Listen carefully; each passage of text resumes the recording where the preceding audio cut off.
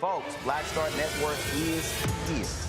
Hold no punches. I'm real revolutionary right now. Support this man, Black Media. He makes sure that our stories are told. Thank you for being the voice of Black America, Roland. Stay black. I love y'all. All momentum we have now, we have to keep this going. The video looks phenomenal. See, this difference between Black Star Network and Black-owned media and something like CNN. You can't be Black-owned media and be scared. It's time to be smart. Bring your eyeballs home. You dig?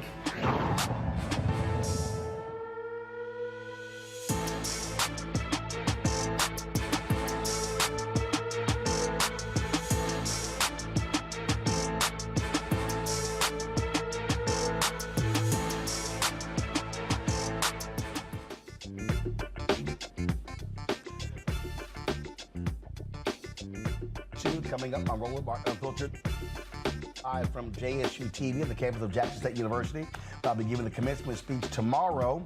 We're live, of course, on the Black Star Network. Brittney Griner, she is headed home. There's been a prison swap, and after spending the last 9 months in a Russian prison, the WNBA star is headed home. We'll show you what President Joe Biden had to say, as well as Brittney Griner's wife, and talk about the family of Paul Whelan had to say. He is the Marine who is being held there for 4 years. So we'll discuss that. Nola Haynes, of course, is going to be on with us, a national security expert, discussing that. Also, a 77-year-old Colorado grandmother, y'all. She's at home alone. Denver Police SWAT team storms her house looking for an iPhone, destroyed the place. 8 officers in full body armor. Wait until we show you the video. They tear up her home. She's not happy, and she is now ready to sue. Colorado ACLU is assisting her. I'll talk with the executive director tonight. After 3 days of testimony, the prosecutors in Texas have rested in the case of the former officer, on trial for the murder of Atiana Jefferson. We'll tell you about that. And also, he is the youngest mayor in the United States. 18-year-old brother, elected mayor in Arkansas. We'll have him right here on Roland Martin Unfiltered. Also, in today's Marketplace segment, a Black-owned company that features one-of-a-kind African-shaped bags, belts, wallets, and other items. We'll talk about their culturally inspired products. All that and more. It's time to bring the funk on Roland Martin Unfiltered on the Black Star Network. Let's go. He's got it. Whatever the miss, he's on it. Whatever it is, he's got the scoop, the fact, the find. And when it breaks, he's right on time and it's rolling. Best believe he's knowing. Putting it down from sports to news to politics. With entertainment just for kicks, he's rolling. It's on go, y'all. It's Roland Martin, yeah. Rolling with Roland now. He's funk, he's fresh, he's real, the best, you know he's Roland Martin now.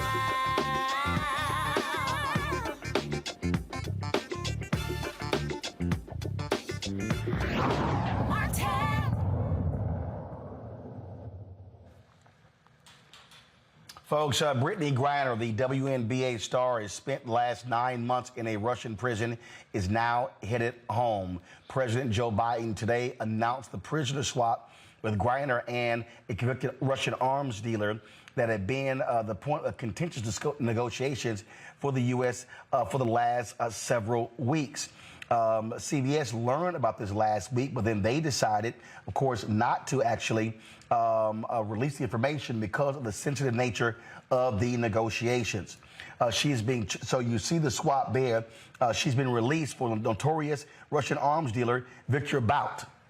Now, the White House initially proposed a two-for-2 swap. Russians rejected that. They said a 1-for-1. They did not release Paul Whelan. He is the former Marine who is the Marine who is being held now for 4 years, they say, due to espionage.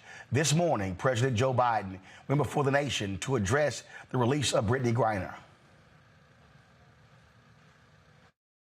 Moments ago, standing together with her wife Sherelle in the Oval Office, I spoke with Brittney Griner. She's safe. She's on a plane. She's on her way home. After months of being unjustly detained in Russia, held under intolerable circumstances. Brittany will soon be back in the arms of her loved ones, and she should have been there all along. This is a day we've worked toward for a long time. We never stopped pushing for her release. It took painstaking and intense negotiations, and I want to thank all the hard-working public servants across my administration who worked tirelessly to secure her release. I also want to thank the UAE for helping us facilitate Brittany's return, because that's where she landed. These past few months have been hell for Brittany and for Charlie and her entire family and all her teammates back home. People all across the country have learned about Brittany's story, advocated for her release, stood with her throughout this terrible ordeal. And I know that support meant a lot to her family. I'm glad to be able to say that Brittany's in good spirits. She's relieved to finally be heading home. And the fact remains that she's lost months of her life, experienced a needless trauma, and she deserves space, privacy, and time with her loved ones to recover and heal from her time being wrongfully detained. Brittany is an incomparable athlete, a two-time Olympic gold medalist for Team USA. She endured mistreatment and a show trial in Russia with characteristic grit and incredible dignity. You saw Brittney Griner's wife, Sherelle, standing over President Joe Biden's left shoulder. Here's what she had to say. So over the last 9 months, you all have been so privy to one of the darkest moments of my life. And so today I'm just standing here overwhelmed with emotions, but the most important emotion that I have right now is just sincere gratitude for President Biden and his entire administration. He just mentioned this work is not easy, and it has not been. There's been so many hands involved, and so I'd like to take a moment to just specifically mention a few. Vice President Harris, Secretary Blinken, Jake Sullivan, Josh Geltzer from the National Security Council, Roger Cartson and Fletcher, Schoen from the Hostage Envoy's Office. A special thank you to Governor Richardson and Mickey, the Mercury players, the WNB PA for your advocacy.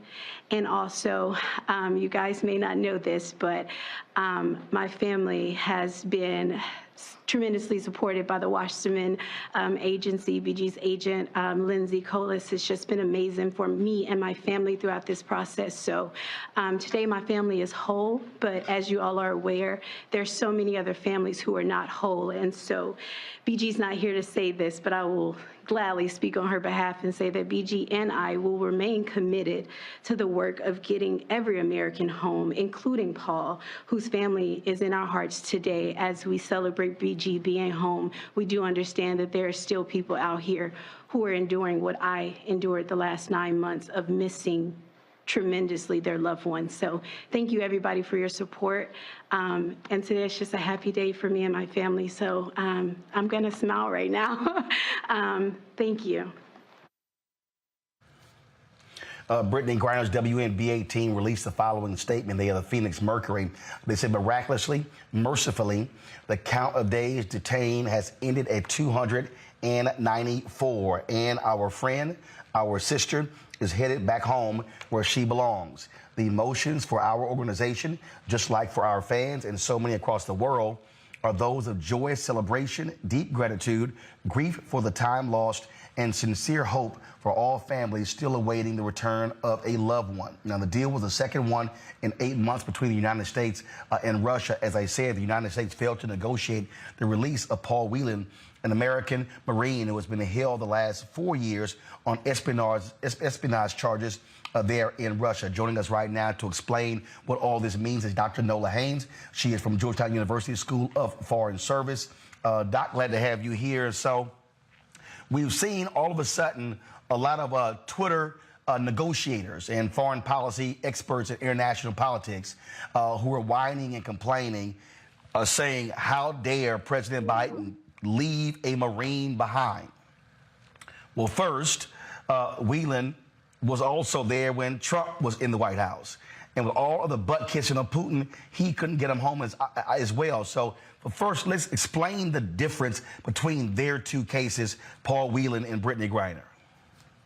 Thank you so much, Roland, for having me on to talk about this. I am elated, but definitely still thinking about Paul Whelan being over there, and considering this is the second time that he was not released. When Trevor Reed was released, he was not released, and this time around also. So one of the key differences is Paul Whelan he's in prison because of espionage charges. That's a really big difference from having oil in a vape, in a vape pen. That is a huge difference. And although Paul Whelan has said he was innocent of all the charges, espionage holds a larger cost than what Brittney Griner was over there for. And I said it the first day on Tiffany Cross's show when we all found out about Brittney Griner, that her her imprisonment was political, and I continue to say that. And also, you have to understand, strategically speaking, Vladimir Putin isn't exactly in a position he thought he would be in at the start of the invasion in Ukraine. I'm pretty sure that he thought by now he would be celebrating by having, taken Ukraine back into reforming the USSR and pushing, into other countries, but that's not the situation. So Vladimir Putin is very aware that he is not in a driver's seat. However, in a situation like this, the state that is holding Americans does have a lot of power.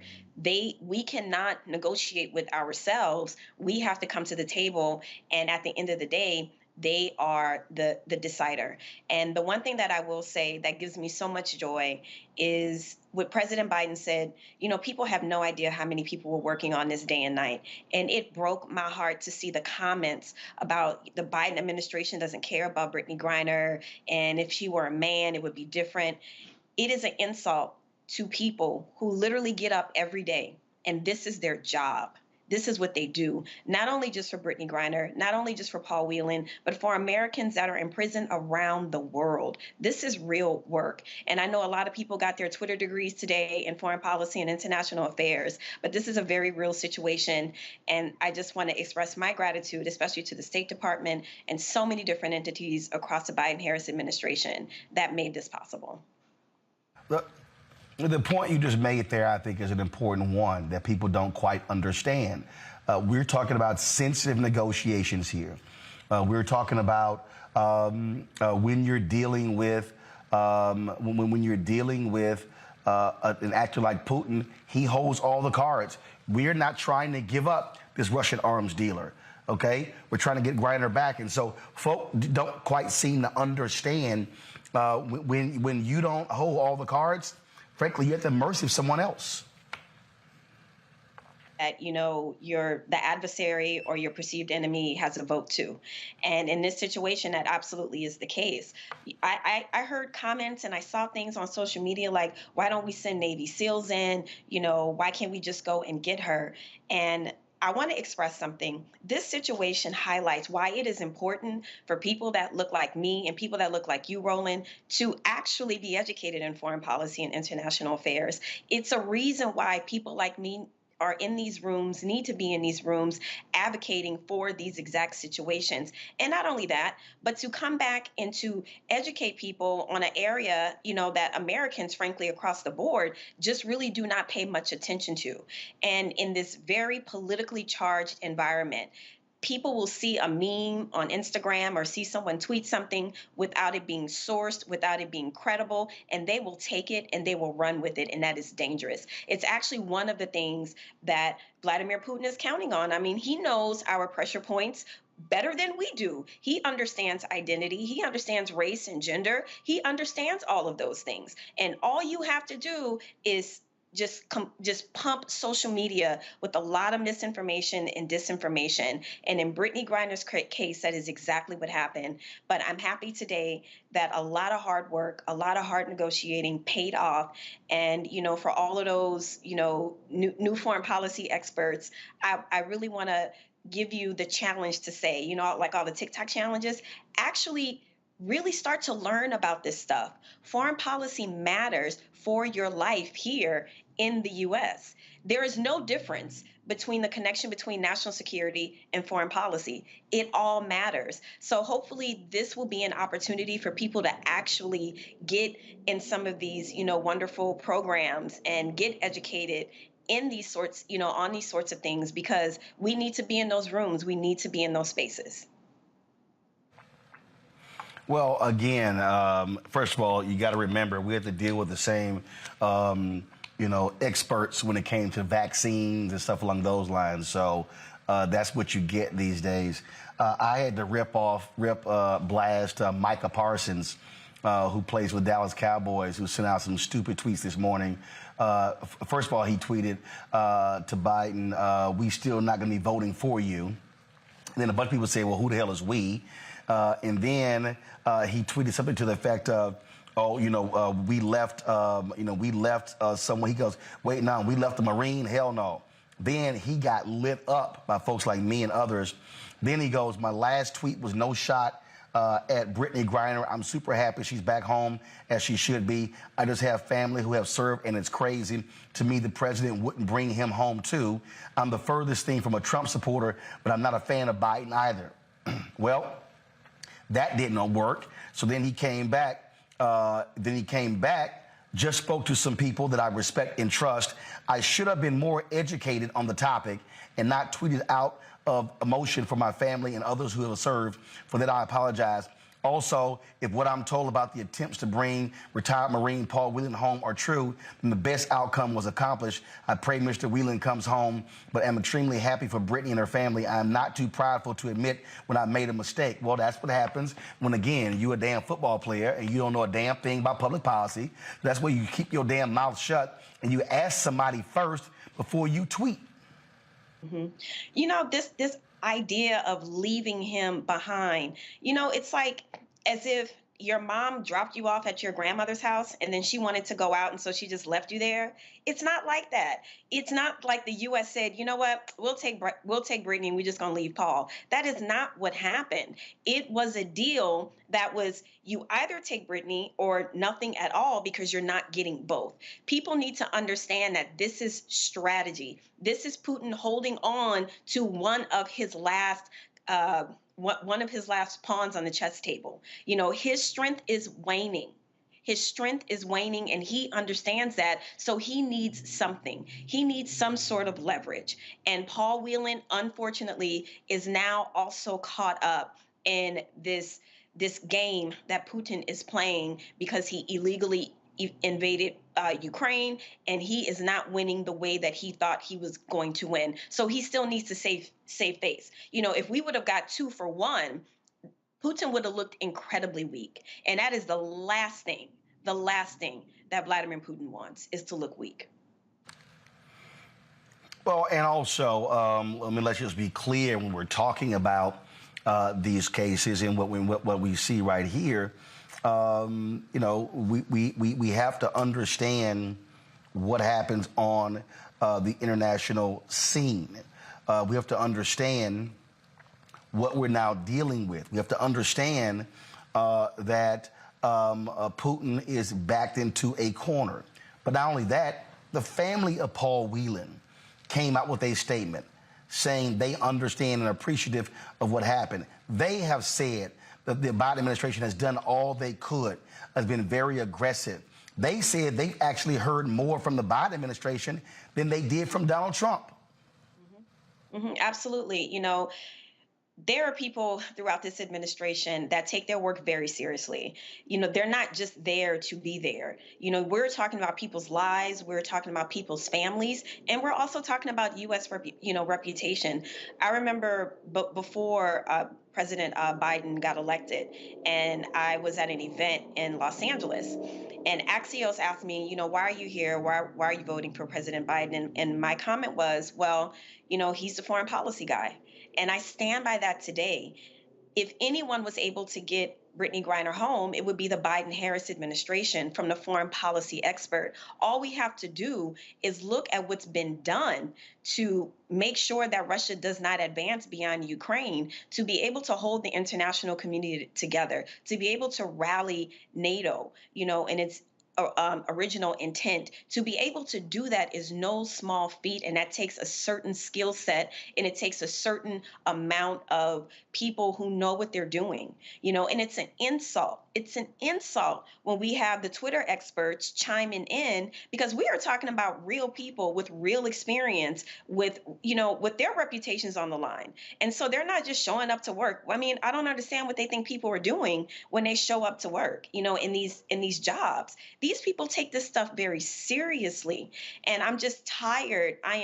Frankly, I am tired of hearing from all the pundits and the experts, off in a corner about how much the Biden-Harris administration doesn't care and where are they and what they're not doing. Actually, you're not paying attention is what the real situation is. So let's go ahead and state that fact. That's the reality.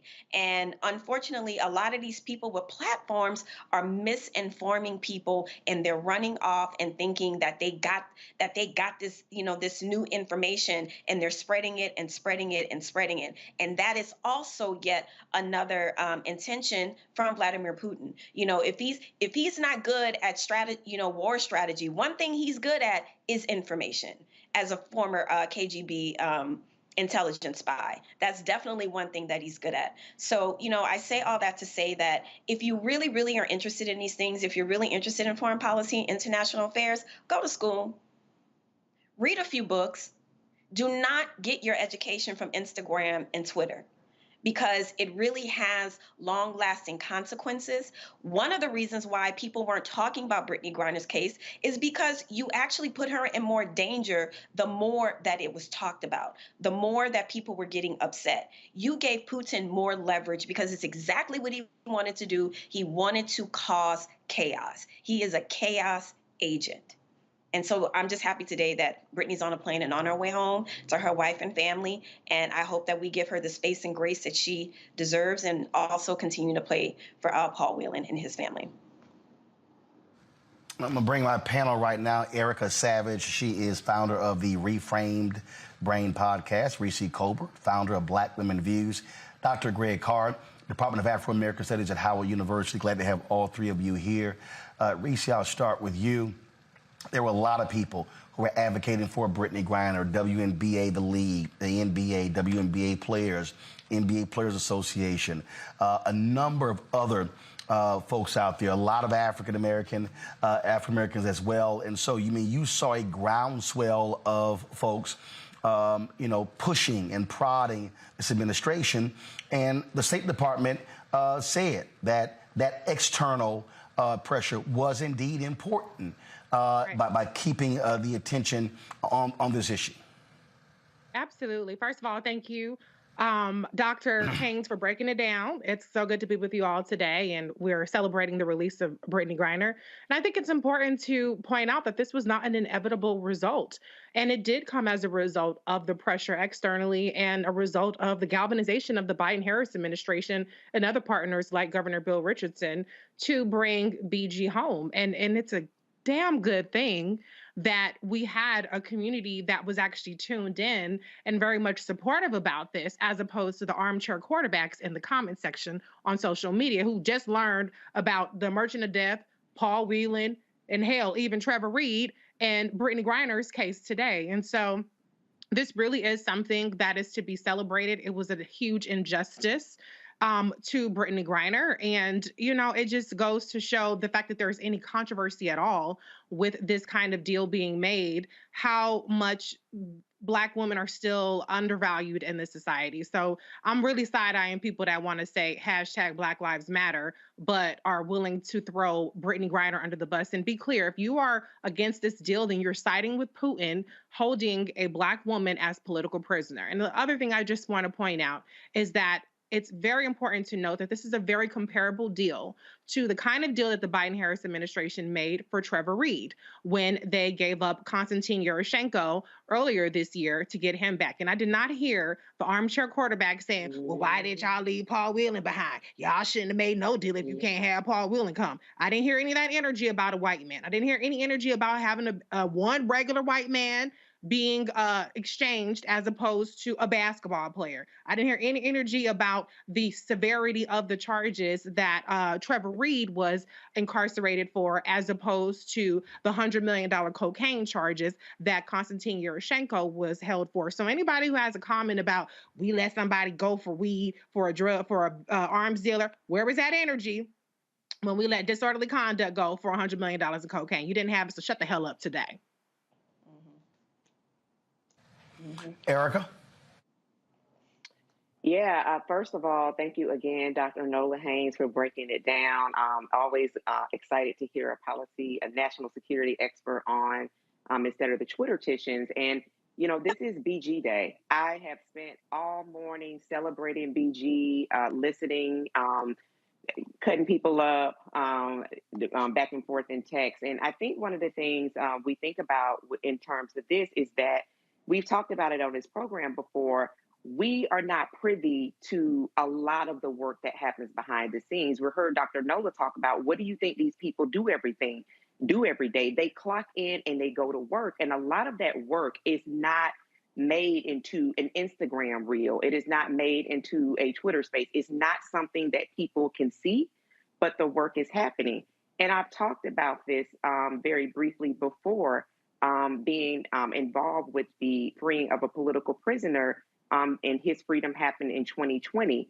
And I can say during that year of 2019 that we were traveling back and forth in country, the conversations that were happening on a high level, the places that we visited as a delegation and coming back, and the conversations that were happening back and forth between very high level lawyers and people that were a part of countries, is that the work that you don't see behind the scene is the work that we see it when that person is freed. And being able to meet that person made me think about, immediately I was able to meet him and his wife and his children when I saw a video of Brittney Griner today, and I think that her locks were cut. I'm thinking about all of the trauma, the malnourishment, what she has experienced in her physical as a woman going through what we experience as women throughout our daily lives. And I'm thinking to myself, I really, really do pray that as she goes into different airports, that she's not triggered by any of the experiences that she has, but especially when she gets home, that she's in a place, hopefully a place, not necessarily her home, but in a place where she can get the rest and the medical attention she needs. We often hear this about people that are constantly causing trouble, your Kanye's and things like that. Folks are always talking about their mental space, but now is the time to really transfer or give that to a person who has gone through an extraordinarily traumatic experience. And I can share with you from sitting with a person who was a political prisoner that finally got to a place of where they were actually safe with their family, the coming down from that, the being able to feel relaxed and not to have to look over your shoulder, to be able to have a good night's sleep takes incredible time. I hope that people will actually take off the comment section and just sit with the fact that this human being that has experienced traumas that many of us will never have to experience before in our life, that she's home and she gets the necessary treatment that she needs, however many months or years that takes for Brittney. But this is her day for her and her family. Very grateful to the Biden-Harris administration and all of the diplomatic and foreign people doing the work and did the work to make sure that she gets to a place of safety. Mm-hmm. The Russians released a video of Brittney Griner boarding a plane and also speaking for the first time. Go ahead and roll that. Brittney Griner getting released from prison and on her way back. Take a listen to her on the plane. What's your mood? Happy. Happy? Well, are you ready for long flight? Yes. Yeah. Yes, I'm ready. Good. Ну, вы знаете, куда вы летите? Do you know where I'm heading to? No. No? No. You fly back home? To the U.S. To the U.S. Okay. What a pleasure it is to say this. Here is a first look. Greg Carr has indeed been a long, guys, kill that video. Greg Carr has indeed been a long 9 months. And for Brittney Griner, it's over. I hope it's over, but as Erica said, I mean, there's reintegration into life, and I would say this: don't ask Brittney Griner any foreign policy questions. Okay, she got caught up. This is an unqualified success for her family. Now let's move to the broader thing. And I couldn't agree with you more, Dr. Haynes. We have to study some foreign policy. The other piece, I don't know who shot that video. I'd love to know, where they were doing the exchange and Brittney Griner went to move to, and I would bet my entire life that she shook hands with Victor Boot as they passed. But you saw they edited that out. Let's see it right here. See that right there? Anyway, the point is this. NBA, WNBA, professional sports pay the women so that they don't have to go overseas. Women, men, anybody traveling overseas, American citizens, if you end up in Russia, and there are still more American citizens there, don't have any hashish oil. Because see, what happened to Brittney Griner is she got caught up in a larger game. Let me be very clear about this. And you alluded to it, Dr. Haynes. The United States made the deal that it could make. Now, honest foreign policy experts will debate this, whether or not Vladimir Putin and the government he controls and the military he controls is winning, losing, or stumbling forth. Now, we get the propaganda in the Western media about Ukraine and all this kind of thing, but let's be clear. The vast majority of governments in the world have not picked a side. Winter is coming. The Russians are threatening to cut off energy that they supply to the EU. The African countries have not picked a side. Latin American countries have not picked a side. And whether it be China or India taking soft positions, Putin is negotiating to sell them energy, and the markets are open. Now, let's get to Victor Boot. One of the reasons the Africans would look at this, and by the way, this was an unqualified success for Brittney Griner, her wife, and everyone here who lobbied for her release, and an unqualified success for Vladimir Putin, who scored a major propaganda victory. Victor Boot gave an interview from prison with the New Yorker back in 2012, and he said, they will try to lock me up for life. He was in prison at then. He said, but I'll get back to Russia.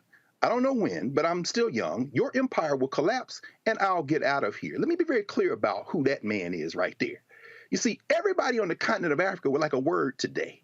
One of the reasons they haven't picked to side with the United States, regardless of the United States foreign policy pressure trying to make the African countries side, is because that man right there, who cut his eye teeth in the mid-90s in Afghanistan with war, is responsible for pumping guns into Angola under UNITA and Jonas Savimbi, who, by the way, was a darling of Orrin Hatch in the right wing of the United States.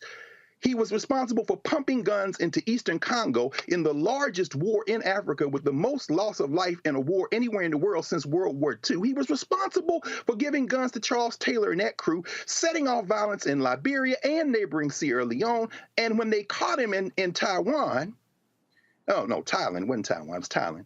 He was setting up a deal in Colombia. That man's not just responsible. I don't even get into Libya and all that. The bottom line is this. That man's responsible not for tens of thousands, not for hundreds of thousands, but for millions of deaths around the world. And finally, I'll end with this. Brittney Griner is and was a pawn in a much larger game of foreign policy. Russia is not only not even close to being finished in this, it is not, and it's not certain at all how this is going to turn out. And the United States of America, making the only deal it could, probably did that as much as a blow for propaganda as it did for anything else. So I am unqualifiedly happy for, fought for, lobby for Brittney Griner's release. And let's also be clear, two things can be right at the same time. In the rest of the world, Vladimir Putin scored a major victory today. I want to go back to Nola. Nola, and let me be clear. I'm not blaming Brittney Griner for anything, but I do, Nola, want to speak about this. You know, 16 years ago, producer Dallas Austin was jailed for a month in Dubai for having 1.26 ounces of cocaine. He was pardoned. There were people like Lionel Richie, Quincy Jones, Senator Orrin Hatch, and others who prevailed on the Dubai government to release him, and he can't return to Dubai ever again. Brittney Griner had been arrested. There were many other athletes who were aware of what was happening with the tensions between Russia and Ukraine, and they were leaving. While she was going there, many of them were leaving saying, hey, it's unsure. Can you just speak to why it's important, first and foremost, for folks to be very well aware of what's happened internationally, so we're not walking into a situation where, as an American, you're getting caught up in international conflict? That's one. But two, also understanding the rules and laws of other countries. And what we may think is fine and legal is not always the case in other places. We've seen other examples where this has happened as well. Thank you so much for asking me that question, because it's so important. And just last night I was at a talk regarding China overreach, which talked a great deal about rising nationalism in China and anti-Americanism in China. And I start there not just to call China out. I mean, that's perfectly fine. But I bring it up to say that around the world, there is this anti-Americanism that is absolutely growing. You know, for years, Americans were made fun of the way that we would behave when we would travel abroad, you know, that we were uncouth, we were unintelligent, we were unsophisticated, and all of those different things. But now the political costs are higher as we are in a moment of global realignment. You know, after all this is said and done, will Russia maintain its superpower status? You know, will China be the bipolar state along with the U.S.? So right now we're still trying to figure out, like, what is going to happen at the rise of the dictator, the rise of the autocrat, as you know, we're just kind of seeing in East Africa, civil war there, the coup yesterday in Peru. There are a lot of things going on around the world, the protests in Iran, and the fact that they are openly proliferating uranium. So there are so many different situations around the world, and Americans need to be aware of those political situations and not just being eager to take a pic for the gram. No, it's a lot more serious than that. Just like even during quarantine, how all those Americans fled to Tulum, Mexico. And they were like, y'all not coming here with y'all mess, you know, just so you can be on social media and you can be in some, you know, quote unquote exotic location. We need to be more mindful of how we present ourselves when we travel. And then also, Roland, like you just said, the laws of that country. For instance, I remember when I was in Dubai, I was there doing Ramadan. And I was one time walking up the street and I was chewing gum. And I caught myself. I was like, wait a minute, I'm chewing gum and it's Ramadan, right? And it's because I actually took the time to actually read, you know, every single state has a website. You know, you can go to the Department of State's website and read about different countries and read about the different advisories, read about the different religious traditions that they have, the season that country may be in. This is all about really self-education, especially when you travel right now as an American. It is quite dangerous around the world. We do not have this swag and cachet of Americanism that we once had. I was in Italy when Trump was the president, and I cannot tell you how many people just stopped me and were like, how did that happen? What happened? Like, what happened to America? And a lot of people around the world are asking that question, what happened to America? And one of the things that the Biden-Harris administration is trying to do is to recoup that reputation, but we have to earn it back. We've lost our trust around the world. We have to repair our reputation, and people need to be aware when you are traveling to countries, especially non-democratic countries, you need to be aware of what's going on in that country, because what's going to wind up happening, you get caught up in something, and the first thing you're going to want to do is go to your embassy and get someone from America involved to get you out of a bad situation. We need to do our own self-education. And I'm not just talking about doing a quick Google search. I'm talking about actual going to the country's website, going to the U.S. Department of State's website, and get educated about what's going going on in these countries. That is, the onus is on us when it comes to that. And we need to not go with our American arrogance when we're traveling around the world, and we need to be a little bit more humble when we're in someone else's backyard.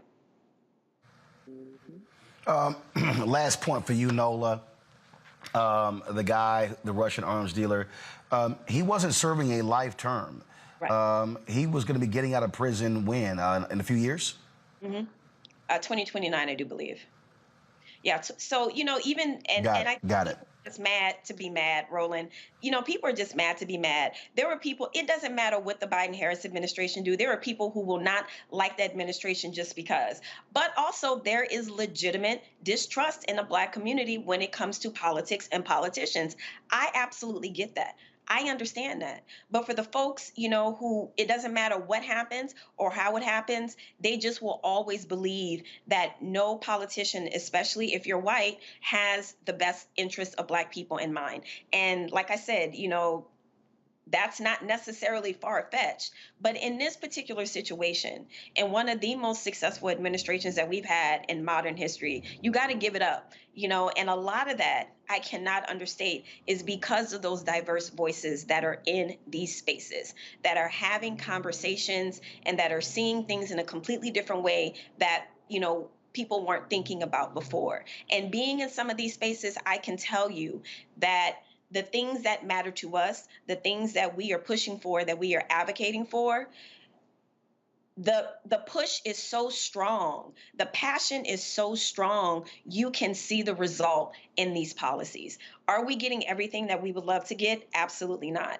Is this administration very impactful? Absolutely. And I think that, for the people, in the corner, who will just not want to celebrate the wins however they come, that's fine. That's fine. That's cool. That's your prerogative. But what I will not do is to sit here and not give props to everybody who worked on getting Brittney Griner home, because it truly was a team effort. And I cannot understate that enough.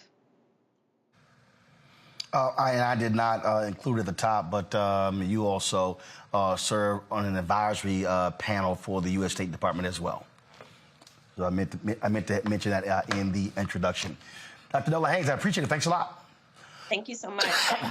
Thank you, everybody. And Roland, I hope you get some rest as you've been working.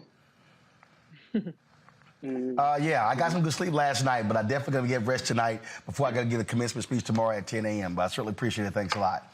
Okay. All right, folks, going to a break. We come back. We're going to talk about this case out of Colorado where a grandmother, y'all, minding her own business, gets her home stormed by SWAT members looking for an iPhone.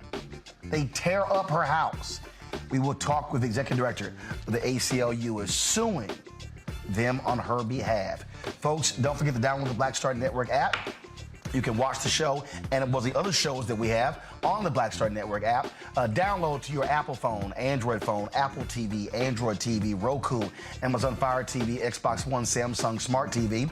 Also, you can support us in what we do. Your dollars matter. Of course, our goal is to get 2,000 of our fans contributing a minimum of $50 this month to help us defray our costs. I told y'all, it's not like I got millionaires and billionaires supporting the show. This is, of course, building from the ground up. Your contributions absolutely matter. So send your check and money orders to P.O. Box 57196, Washington, D.C. 20037-0196. Cash App, $RM Unfiltered. PayPal is R Martin Unfiltered. Venmo is RM Unfiltered. Zelle is Roland at RolandSMartin.com. Roland at RolandMartinUnfiltered.com. And of course, get a copy of my book, White Fear: How the Browning of America is Making White Folks Lose Their Minds. You can get it at all bookstores. And you can also capture it online as well. Amazon, Barnes & Noble. Order through your favorite Black bookstore or download your copy on Audible. All right, folks, I'll be right back.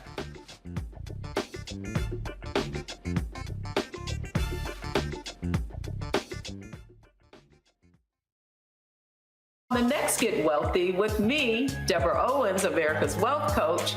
Inflation is on the rise. Interest rates are high. Can you still thrive during these uncertain times? On the next Get Wealthy, you're gonna meet a woman who's done just that, living proof of what you need to do to flourish during these uncertain times. These are times where you take advantage of what's going on. This is how people get rich or richer. That's right here on Get Wealthy, only on Black Star Network. Next on the Black Table with me, Greg Carr, we welcome the Black Star Network's very own Roland Martin, who joins us to talk about his new book, White Fear: How the Browning of America is Making White Folks Lose Their Minds. The book explains so much about what we're going through in this country right now, and how, as white people head toward becoming a racial minority, it's going to get, well, let's just say, even more interesting. We are going to see more violence. We're going to see more vitriol, because as each day passes, it is a nail in that coffin. The one and only Roland Martin on the next Black Table, right here on the Black Star Network. When you talk about blackness and what happens in black culture, we're about covering these things that matter to us, speaking to our issues and concerns. This is a genuine people-powered movement. There's a lot of stuff that we're not getting. You get it, and you spread the word. We wish to plead our own cause. Too long have others spoken for us. We cannot tell our own story if we can't pay for it. This is about covering us. Invest in black-owned media. Your dollars matter. We don't have to keep asking them to cover our stuff. So please support us in what we do, folks. We want to hit 2,000 people, $50 this month, raise $100,000. We're behind 100,000, so we want to hit that. Y'all money makes this possible. Check some money orders. Go to P.O. Box 57196, Washington, D.C. 20037-0196. The Cash App is $RM Unfiltered. PayPal is R Martin Unfiltered. Venmo is RM Unfiltered. Zelle is Roland at RolandSMartin.com.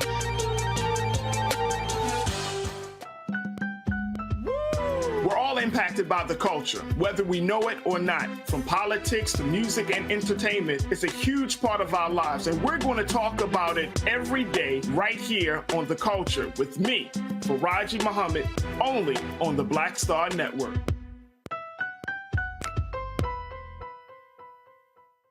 It's Kim Whitley. Yo, what's up? This your boy Ice Cube. Hey, yo, Peace World. What's going on? It's the Love King of R&B, Raheem Devon, and you're watching Roland Martin Unfiltered.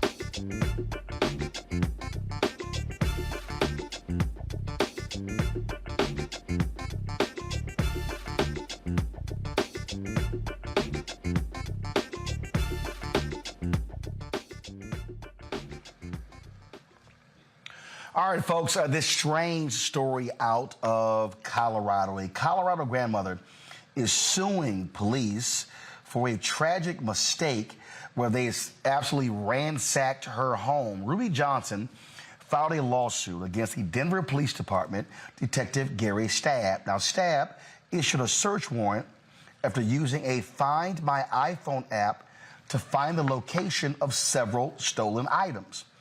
The raid was executed by SWAT on January 4th, finding nothing illegal on the premises. SWAT destroyed the back garage door and frame during the raid, went through belongings, and broke items in Ms. Johnson's home. She is seeking a jury trial and unspecified damages for unreasonable searches and seizures and lack of probable cause of a crime. Deborah Richardson is Executive Director of the ACLU of Colorado. She's here. Deborah, glad to have you on Roland Martin Unfiltered. So, Deborah, explain this to me, that I'm confused. All right. So, whose items were stolen? Was it the detectives or was it someone who reported the crime?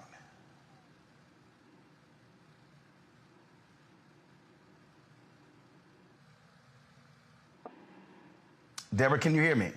I can. Okay, so explain to me what happened here. Was it the detective's items? Was it somebody who reported the crime? What was the deal here? Well, what happened was that there was a report of a truck that was stolen, and the person whose the truck was stolen said that in the truck that there was some cash, some personal items, some guns, legally owned guns, and that there was an old cell phone in the truck that when he looked to ping it to where it was located, it came up to be Mrs. Johnson's home. And so the police, taking only on his word and with the ping that they saw, went ahead and got a search warrant.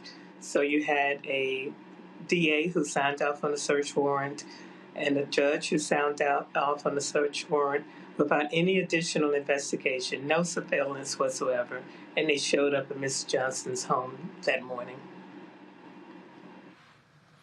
Okay, so they pinged an old cell phone. So that was in the cell. Okay, so look, I've got 2 iPhones right here. I got 3 iPads, and a MacBook. So I understand how that works.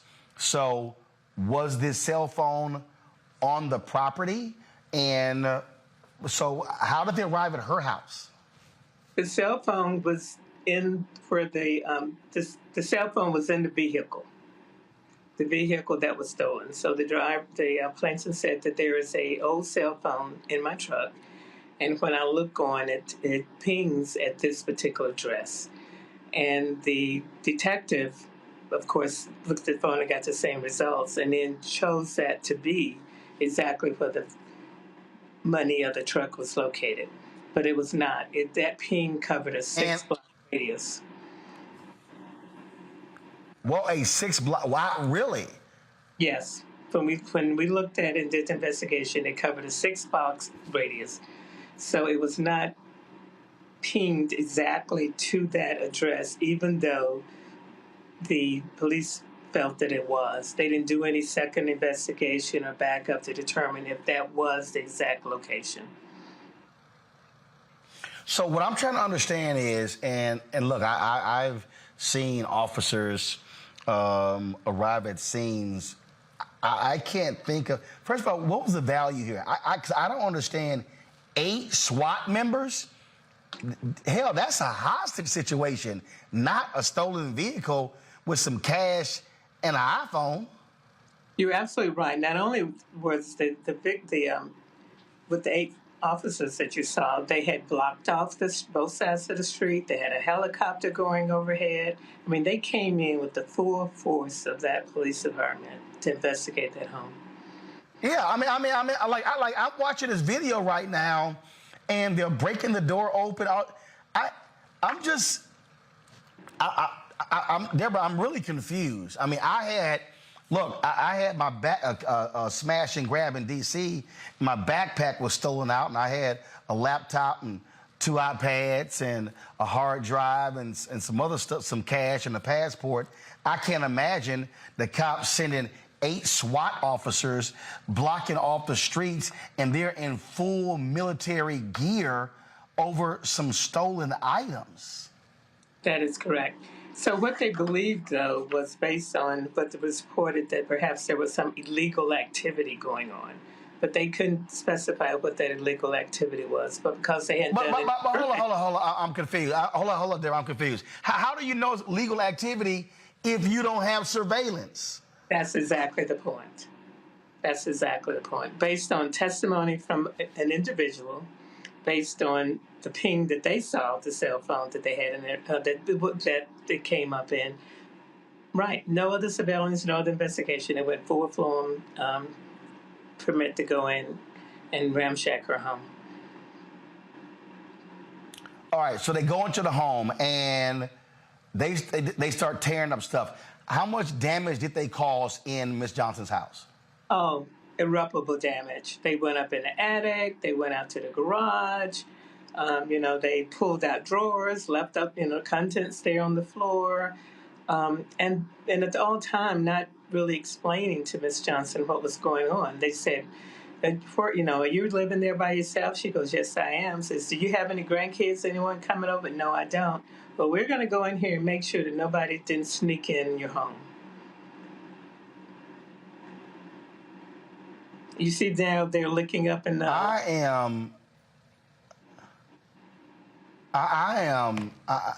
This is crazy. Has the police chief, the mayor, offered any kind of apology to what happened? Actually, that is exactly what happened. The police chief did issue a apology, said they were not going to defend it, that they were going to investigate their policies and procedures and look at how it could be corrected. So it was so egregious that they felt they did not have any choice but to admit they're wrong and to attempt to put in place. Now, let me just stop and say this. This is not the first time ACLU Colorado has filed a suit against the Denver Police Department. We just settled the case just early this year in March because of their overuse of force with the George Floyd protests that happened here. So this has been a form. Absolutely crazy. Absolutely crazy. Well, Deborah, I am quite sure y'all have a fairly easy case with this lawsuit, and I hope that this sister gets all the money that she can for what she's had to endure. Right. And Roland, what I hope that that I know you probably have already done this, but we need to have some conversations about the militarization of the police force. I mean, no police that is there to defend a community should have these kinds of weapons and be trained to use them.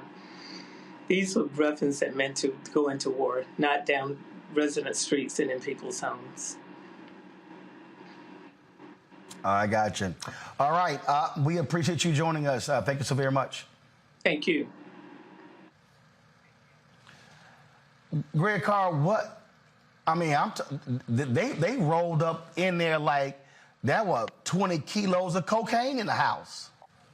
Well, it may as well have been because the woman's a criminal for being alive. You remember The Wire? Remember there was a time when Daniels and McNulty were going to arrest Avon Barksdale. And Barksdale and Bell were upstairs on the second floor of one of the drug spots. And the two cops that are in charge are sitting in the car, and across the street is every damn police in the city of Baltimore with the battering rams and the guns. And one says to the other, look at these Delta Force MFers. And at that point, Daniels, the brother, comes out and says, we're not going to need you today. And they all look all disappointed. They open the door. People walk out and get arrested. They walk upstairs, handcuff Avon Barksdale, and walk away. The point of what they did to this sister was to get out there and play with their toys. The last thing that sister said was the thing. They didn't make a mistake. They got all this over-militarized stuff. They got all this stuff, all this decommissioned federal stuff. I was in Baltimore the day after what happened with Freddie Gray, and every kind of cop in the world was up there. They had the Manic Police, the damn Clydesdales walking down the on-ramp on the highway. I'm seeing tanks come around with little bobblehead white boys with little soldier helmets at the top, look like they was 5 years old. The police look for an excuse. Look at these Delta Force MFers. The bottom line is this, 38 years ago in New York City, the police were called on a 60-plus-year-old woman named Eleanor Bumpers. The damn New York City police unit called emergency service. Why? She was like $98 behind on her rent. They murdered her. This lady right here is going to get rich, but that ain't the point. Them white boys going to do it again. That's what they do. They got guns. They want to point them at somebody. This ain't going to stop till we stop it.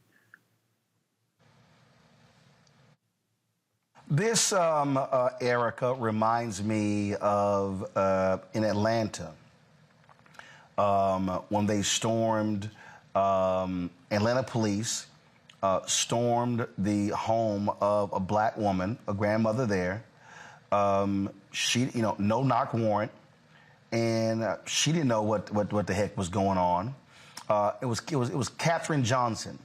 It was Katherine Johnson. She was killed by undercover police officers, and this was 2006. And they entered her home, and it was a botched drug raid. Well, she didn't know who the hell was coming to her house. She fired at them. They fired her with 39 shots at her. 6 shots hit her, killed her. And then, of course, we found out later, one of the cops actually planted marijuana in her house after the shooting to try to cover it up. And, I mean, this is just a perfect example of just how crazed and deranged police are, and how do you even remotely defend this? There's not one person involved in this who should still have a job. Absolutely. And they should have to answer for it in detail. They're not police officers, because police officers, law enforcement, are really taxpayer-funded service, right? These are all-out stormtroopers. I think we've said that in that verbatim or around about that language, but these are stormtroopers. We're talking about a woman who's nearly 8 years old, a retired United States postal worker. We're talking about a woman who has raised her children, that was in her home minding her Black senior business when this happened. And of course, immediately thinking about, again, irreparable trauma that has been imposed on this woman who has lived through civil rights, who has lived through Vietnam War, who's lived through some things in our country, to then have her country turn up this way to her. And even thinking about in the piece that your team sent, Roland, and reading about how Ms. Johnson, because of the trauma that she experienced, she had to leave her home, and she went to live with her daughter for some time, and then went to live with her son for several months. And I believe it was the youngest one of whom these stormtroopers, when they completely broke into her home, since the warrant was a no good warrant, when they broke into her home, completely destroyed her home and broke fine collectives that she had, one of which that her youngest son gave her. And so just thinking about, she does not feel safe in her own home, that's one of the primary tenets of being a human, that we have a safe place to live, we have things to eat, roof over our head, and that she doesn't feel safe in there because these stormtroopers, aided by a German Shepherd, they have militarized this German Shepherd, came in and disrupted her peace. And honestly, I don't give a damn if it was 100 kilos of cocaine that was in her house. Cocaine cannot get up and physically do anything. What should have happened was that stormtroopers should not be able to arbitrarily, no matter what their rank is create an affidavit, create some type of warrant that says that, well, this is the reason why I need to go into the citizens' homes. There really does not need to be a way that they're able to come into our homes without there being some type of proof of something demonstratively horrible happened in that house. As you said, talked about, Roland, that there would be a hostage situation.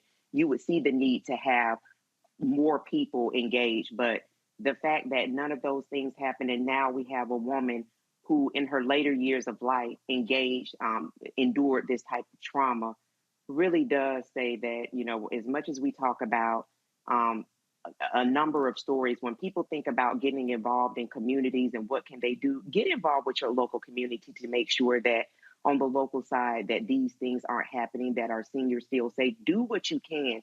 Don't engage in the things that don't do anything for the good of people. This is what community engagement will look like to keep people like Ms. Johnson feeling safe as best as we can, especially against stormtroopers. Reese? You know, I think the reason why we see this kind of response is because it's a disproportionate response.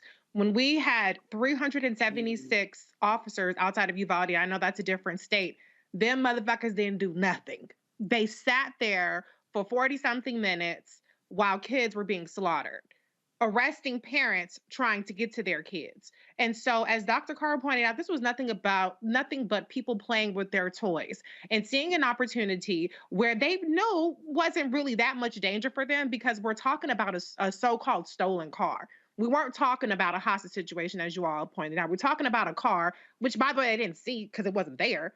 And they said, let's assemble the boys, the stormtroopers, as Erica put it, so that we can go terrorize somebody. Best case scenario, they get to kill somebody. They get to get off a few shots. Worst case scenario, they end up getting sued. Either way, they get their rocks off and they have no personal consequences for this kind of disgusting behavior. And this, unfortunately, is what we've come to expect to see from these powder roller stormtroopers and these pigs out there terrorizing innocent people. There should be consequences for lying in an affidavit. There should be consequences for making up evidence. But we saw in the Breonna Taylor case that there isn't. We saw in this case there isn't, unless you get paid. That's the only thing that you have in terms of some sort of recourse. But the trauma is something that this woman has to live with and her family has to live with. So it's disgusting, but unfortunately, this is just another day in America. But if I can go back to one point about Brittney Griner, I just want to point out, and I know nobody was blaming Brittney for her detention, but if we're going to bring up the law and the fact that there are laws that need to be followed, I just want to also bring up that Russia did not follow its own laws when it came to the sentencing and sentencing her to a 9-year prison term for something that typically would have been a ticket. And so I agree that we need to be prepared. I agree that we need to do our due diligence, but let's also recognize that this was a case of wrongful detention. It wasn't a case of a proportionate response to the crime that she was alleged to have committed. It was a political prisoner situation. And ultimately, when you are a prime target for that, you could follow the rules to a certain extent, and you're still going to end up in that situation. So I think that one of the things that the Biden-Harris administration did mention today is making sure they put out these advisories. But a political prisoner is a political prisoner, irrespective of the nature of the crime that they're alleged to have committed. I got you. Greg Carr. No, I think you started with me. We the Fed's going to have No. The point I want to come back, Greg, is this here, and this is a perfect example when you see this over the top reaction. There's a black mayor there in Denver. Okay, this is an example where they shouldn't be waiting for an investigation. These are individuals who should have no police authority whatsoever, because if you use this type of force on this basic story, you have absolutely no sense of discretion, no sense of leadership whatsoever. None. It's tough, though, Roland, because just like foreign policy in the United States is pretty much bipartisan, this type of policy from the federal level to state level, for example, a lot of people beat up Joe Biden, and rightfully so, when he was a senator, talking about that crime bill he supported. But people tend to forget that a great number of black people in this country, particularly upper middle class and upper class blacks, pushed to support that crime bill out of fear for poor and working class and laboring class black people. When you are in a city in this country where the propaganda is that you're not safe, people have given over a great deal of their our policymaking power to decision makers who then become pawns in a much larger game. Now, yeah, Victor Boot was selling arms all over the world, but who's selling all that effing equipment that we just saw today?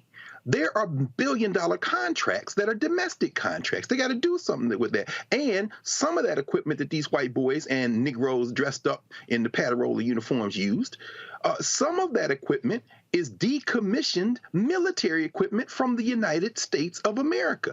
Again, bipartisan, war on crime stuff. Ferguson happened, Freddie Gray happened, the militarized response to black and brown and working class and poor white people protests in those streets happened when Barack Obama was president.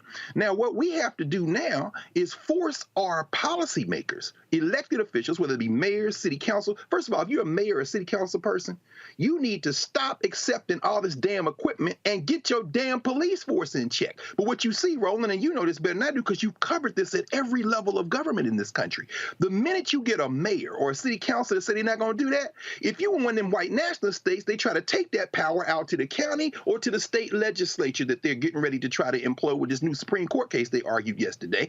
They're trying to take away people's ability to stop this kind of foolishness. And then finally, if you're at the federal level, Congress people, senators, executive branch. If you are at that level, you got to be a policymaker now that says we're going to cut off these damn contracts to these arms dealers that are domestic and get these tanks, get this flak jacket stuff, get these AK-47s, get these assault rifles out of the hands of these 18 to 26-year-old Call of Duty playing, steroid pumped up, kill everybody moving white boys. This is bigger than simply slapping them and getting a lawsuit. This is much bigger than that. It's an interlocking thing. Indeed. All right, folks, hold tight 1 second, and we come back. He was elected the youngest black mayor in the country, 18-year-old Jalen Smith. We'll talk to him next, right here on Roland Martin Unfiltered. I'm broadcasting live from JSU TV on the campus of Jackson State University, where I'll be giving the commencement address tomorrow morning. Folks, be sure to support us in what we do. Download the Black Star Network app, available on all platforms: Apple phone, Android phone, Apple TV, Android TV, Roku, Amazon Fire TV, Xbox One, Samsung Smart TV. Support us as well by joining our Bring the Funk fan club. Check and money orders go to P.O. Box 57196, Washington, D.C. 20037-0196. Cash App $RM Unfiltered. PayPal is R Martin Unfiltered. Venmo is RM Unfiltered. Zelle is Roland at RolandSMartin.com. Roland at RolandMartinUnfiltered.com. And of course, get a copy of my book, White Fear: How the Browning of America is Making White Folks Lose Their Minds. Available at all bookstores. Get it from Amazon, Barnes & Noble. Also download it from Audible. We'll be right back.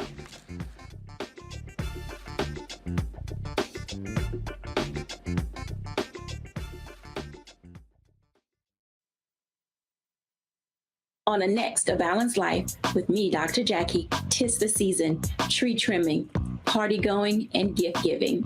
And I don't know about you, but for me, sometimes it can be overwhelming, and sometimes it's just downright exhausting. Surviving the holiday season, we got tips for you for staying sane, solvent, striving, and thriving, and sometimes keeping a little money in your pocket. 2 things just out of the gate: set boundaries and set a budget. On a next A Balanced Life right here on Black Star Network with me, Dr. Jackie.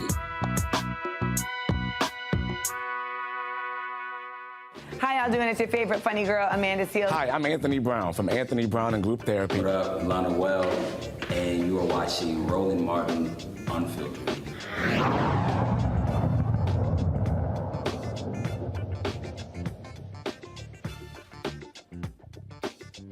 All right, folks, welcome back to Roland Martin Unfiltered. In Texas, the prosecution in the Antonia Jefferson murder trial, they have rested their case. The defense will present their case on Monday. They will contend that former cop Aaron Dean felt threatened by Antonia Jefferson having a gun. But, of course, his partner testified that she did not see a gun, nor did she hear Dean say he saw one. Now, of course, that will pick up again on Monday, and so we'll be covering that, giving you more information about that as well. Folks, we always talk about politics and talk about how it's important for us to be engaged in politics, but what happens when you run for office as an 18-year-old in a rural part of Arkansas and you end up getting elected? Well, that was the case for Jalen Smith, elected as the mayor of the city of Earl, Arkansas. The same year he graduated from high school. He's going to leave the town about 25 miles north of Memphis, population 1,785. He beat Nemi Matthews, a sanitation superintendent, who got 235 votes to Matthews' 183 votes. Smith campaigned to improve public safety, bring new businesses, and a much-needed grocery store to Earl, Arkansas. Joining us now is the mayor-elect of Earl, Arkansas, Jalen Smith. Jalen, how you doing? Doing good. How you doing, sir? So how did you come around to this decision? You were sitting around in high school going, you know what, I can be the mayor. Yeah, so well, high school, it all started in high school with Student Government Association. And in the organization, we made a difference in school.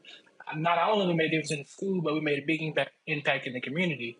And so with that impact we made in the community, I wanted to do more, and I decided to run for mayor.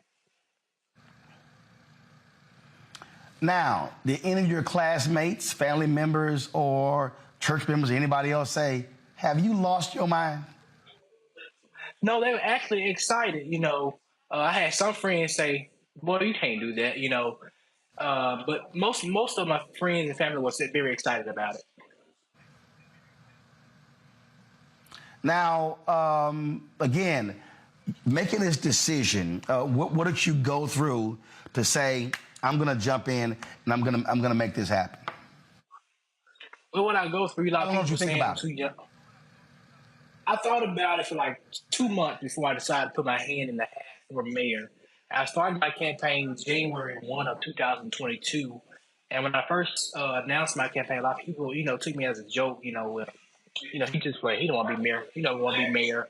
And so as that time goes, people saying he's too young, he has no experience, he can't be mayor. I just kept going because I use negativity as motivation for me. So, less than 2,000, rural town. And what for you is the number one issue in Earl, Arkansas? The number one issue in Earl, Arkansas is public safety. A lot of people, our police department is not a 24/7 police department. After a certain time, we have to rely on the county. And so that is a big problem that we have, our public safety. Not only with our public safety, but we also have a volunteer fire department. When the fire occurs, takes about 30 to 40 minutes to come put out the fire. By the time the house could have been saved, it would have been burned down. And so we need to improve on those two the most. All right. Let's see here. Questions from my panel. Let's see here. Reese, you're first. Congratulations on your win. Thank you. I just wanted to highlight a part of your background. I saw that you are differently abled in terms of your learning capabilities, and you aim to be an inspiration for folks who, are not necessarily able to score the highest on standardized testing or even necessarily get the highest grade. So can you just talk a little bit about how you've overcome that, or how you are, helping bring light to the fact that just because you have different abilities doesn't make you deficient in any kind of way? Gotcha. Throughout high school, I, wasn't, as able to learn as quicker than everybody else because I really didn't like education. My heart wasn't in it. And I found something that I was in, like student government. I was in that. Everything I can learn quickly, do different things like that. But it don't matter how slow or fast you learn. Continue to push, because I'm actually a student advocate for people with learning disabilities. Throughout high school, across the country, people are in special education and they're, being taught according to the IEP. But it's basically the IEP is failing them because you have to take what's called a state standardized test at the end of the year or end of the quarter. And when you take those tests, those students are still failing because, how can you teach a student based off the IEP and you giving them a state standardized test that's on grade level? That's impossible.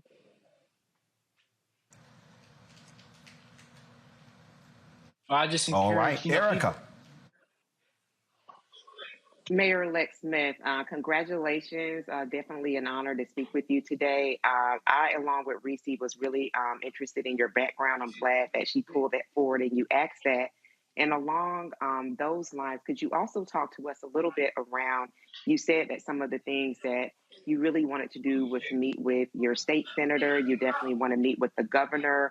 What do you see as the vision for Earl in Arkansas?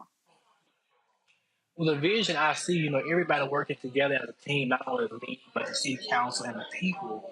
And, having our state legislators on board to bridge the gap will be perfect, because now we don't have that good relationship with our legislators.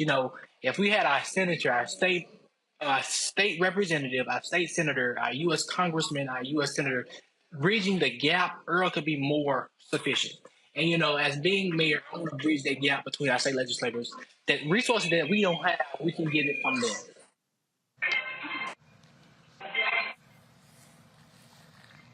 Greg Carr.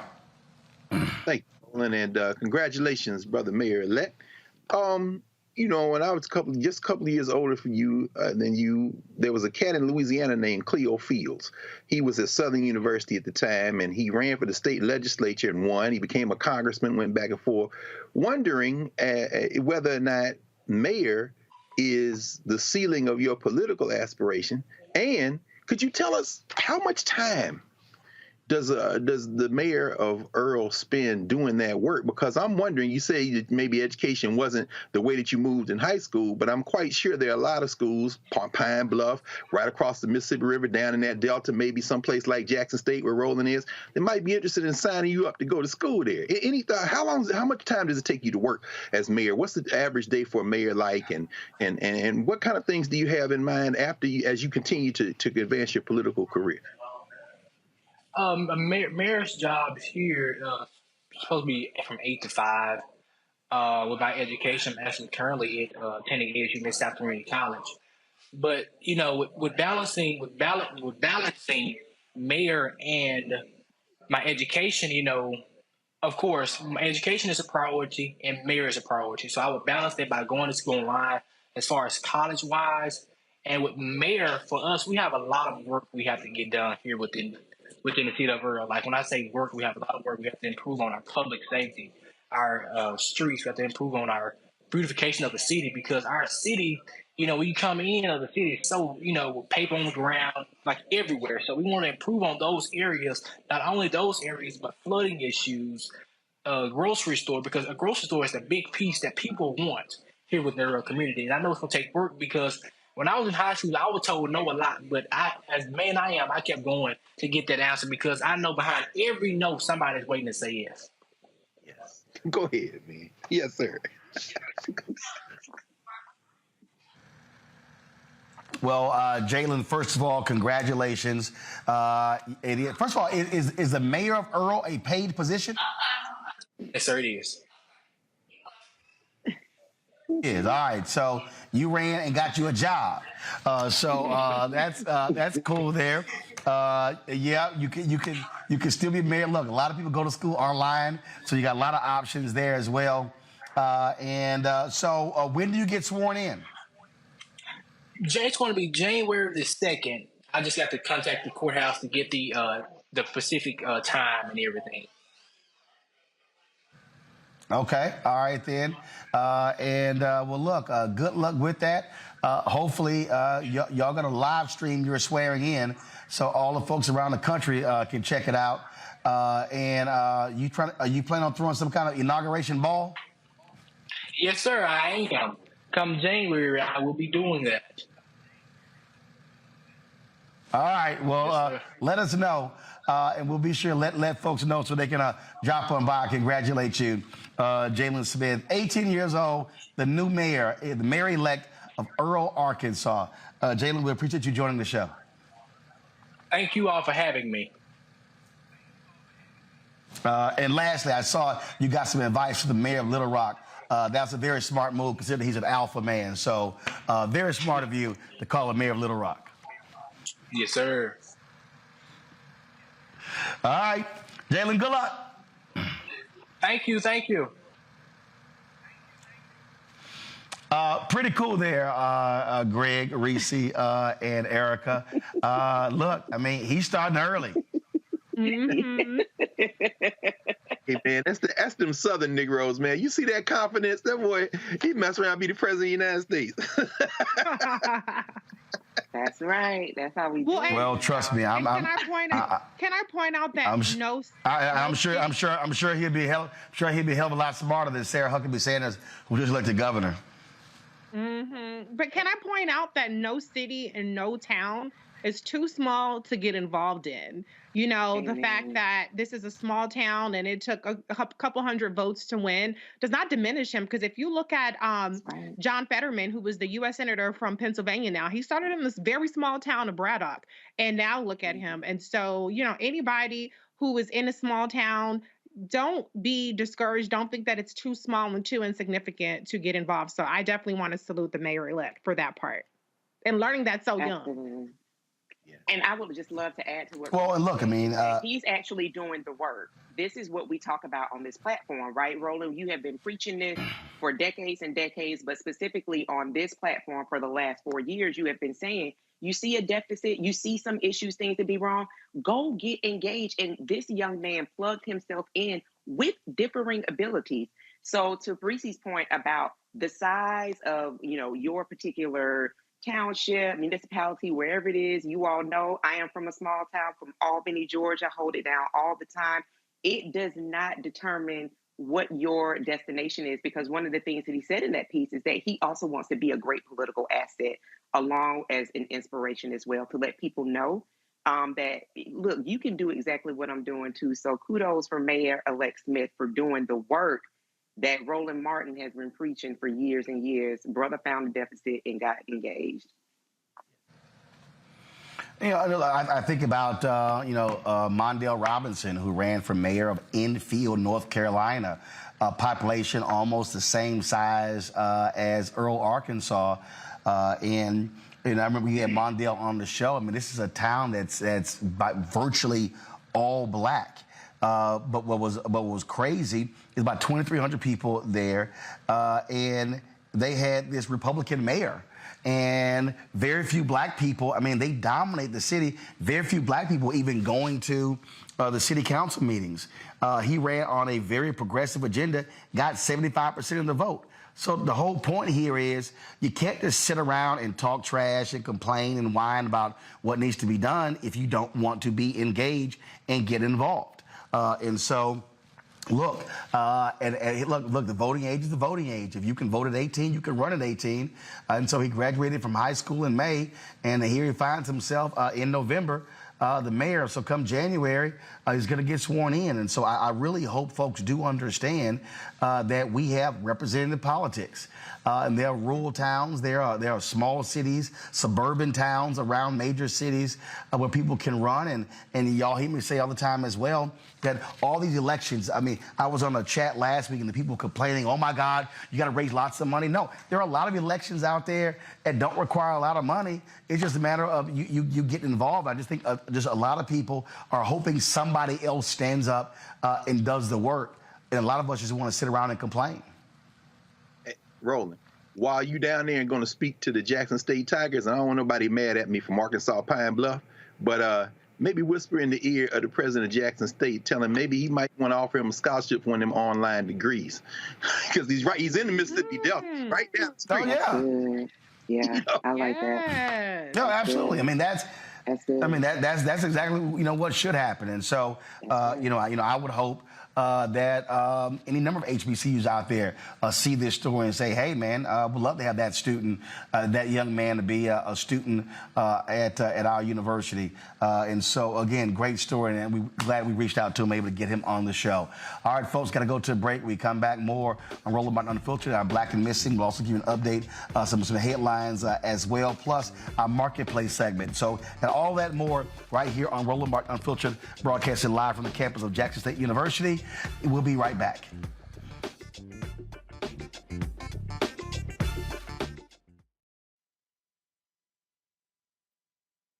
I am on screen, and I am representing what a black man is to the entire world that's going to see this. And this might be the only black man, a representation of a black man that they see. Right. So I am responsible. Right. For how they see black men.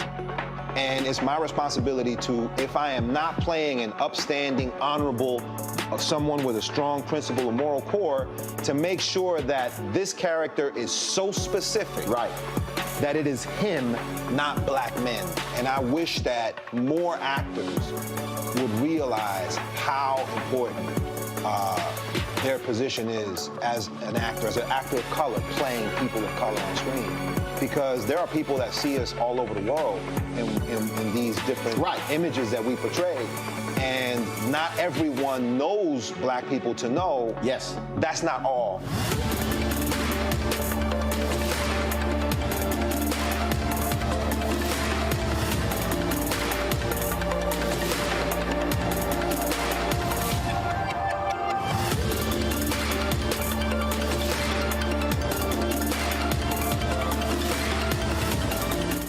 My name is Charlie Wilson. Hi, I'm Sally Richardson Whitfield. And I'm Dodger Whitfield. Hey, everybody, this is your man, Fred Hammond, and you're watching Roland Martin, my man, Unfiltered.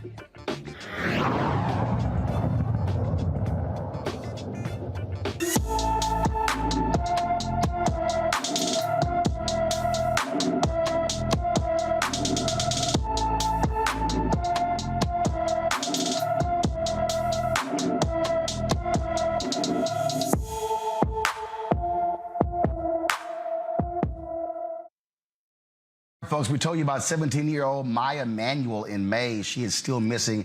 Maya was last seen in Lancaster, California on November 28th, 2021. She's 5 feet 3 inches tall, weighs 140 pounds with brown hair and brown eyes. Anyone with information regarding Maya Manuel should call the LA County Sheriff's Office at 661-948-8466, 661-948-8466. A former cop in Louisiana sentenced to 78 months in prison for the assault of an arrestee, a former police officer of the Monroe, Louisiana Police Department, Jared DeSadier, was sentenced to more than 6 years in federal prison and 2 years of supervised release, was role in the assault and cover-up of arrestee Timothy Williams in 2020. DeSadier was caught on a fellow officer's body cam running towards Williams and kicking him in the face while he was handcuffed.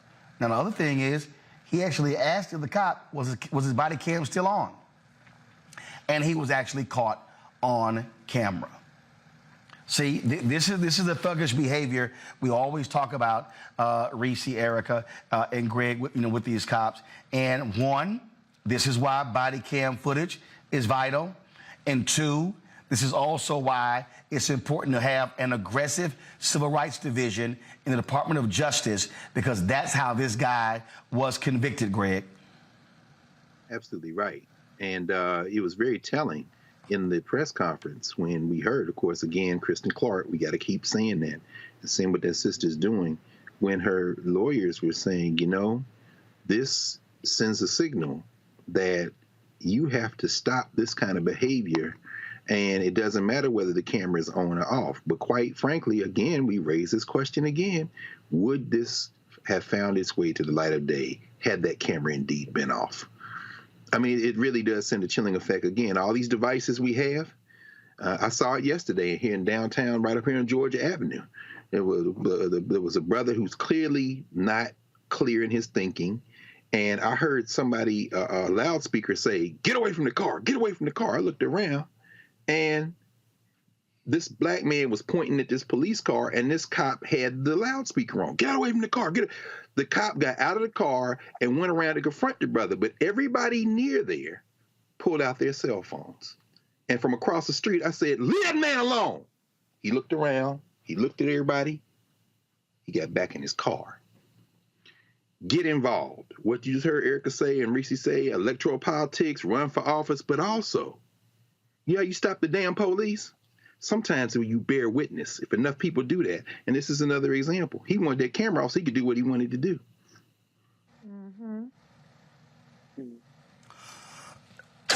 The thing here, Reese, when we think about, I go back to that fool Michael Parsons with the Dallas Cowboys, when he deleted the tweet where he said, we still not gonna vote for you, Biden. Let me remind people, the Trump DOJ, Jeff Sessions and Bill Barr pulled back on the prosecution of cops. They said that it was hurting morale of police officers. This Biden-Harris DOJ, led by Kristen Clark, Civil Rights Division, they've been very aggressive at putting cops behind bars, as well as folks who are correctional officers and wardens. First, let me say, Micah Parsons, shut your stupid ass up.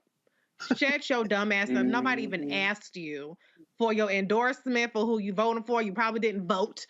I looked at his timeline. The only reference to vote was vote for him for some sort of Pro Bowl or whatever kind of bullshit. So you ain't even no voting advocate one way or another anyway. So shut the hell up. But to the point is, it matters who you have in these positions. Elections have consequences. Kristen Clark, Vanita Gupta, even Merrick Garland, for some of his faults, it makes a difference. Now we have consent decrees coming back. Now we have pattern and practices investigations coming back. Now we have hate crimes convictions and some measure of justice for these kinds of atrocities that are being committed all day, every day. And so anybody that wants to make it seem like this doesn't make a difference or it's not moving the needle at all, then I want to know what your priorities are. Because it seems like you don't want to have anything that's related to policy. You just want to bump your dumbass gums on Twitter or whatever else. And so I'm relieved to see something happening here. And I think we need to be really paying more attention to what's happening with the Civil Rights Division, because I do think that they are starting to send a message. And to Dr. Carr's point, it does matter having your cameras out. It's not just the body cam footage, because we've seen in cases around the country and in past years where it takes years to get the body cam footage. Or people say one thing about the body cam footage and it's a whole other thing that's happening. They get turned off. And so the involvement of people who are around to witness these kinds of things is important. And then the last thing I'll say is, I wish that we could get to a point where it didn't take footage. It didn't take stuff being leaked. It didn't take going viral to get folks to act on holding these police officers accountable. Erica. Yeah, I mean, this is stormtrooper culture thriving at its best. And I think that when people look at what does work is an administration with people that understand the work. And the work might not be something that, again, folks will see in an Instagram reel that'll take anywhere from 6 to 10 seconds to digest, but that work is being done and we're all better for it. I think that this also underlines the importance of understanding, honestly, what folks are supposed to be doing in communities. That police, again, are supposed to, they're paid by us, by taxpayers, and they're supposed to be serving and protecting. And again, if we, Dr. Carr just explained an action that he took along with people that were around him to get one person with this presumption of authority overall, that's the stormtrooper. But seeing that kind of crowd coming back and letting him know that we see you when we got you on footage caused him to think again. So as Dr. Carr said, get involved, but also not just in the recording and the social media piece, but again, get engaged in what's happening in your community. There's sometimes advisory boards, things of that nature that are set up that sometimes have little to no representation on it. And representation meaning that if you got white police officers or police officers in your community and it's all Black, there should be some people that are on a board, representative looking like you, that are there to talk about issues that they're having with those people in their community. So again, this is just another lesson here on Roland Martin Unfiltered, to say this again does say that this is why it's important to vote. And this is what engagement then yields. It yields results where people are actually, to some measure, held accountable. It doesn't stop the trauma, but it does help people to be held accountable for their hostile and violent actions. Indeed are. So, folks, let's go to Kansas, where 2 Kansas high schools are investigating a potentially racist incident between 2 opposing schools at a boys' basketball game. Valley Center High School allegedly used racial slurs and threats and used black baby dolls to taunt players during a basketball game with Topeka High School. After an investigation, the schools found no evidence of specific racist taunts, but acknowledged Valley Center students acted inappropriately. Topeka High School coach Gio Lyons disagreed with the findings.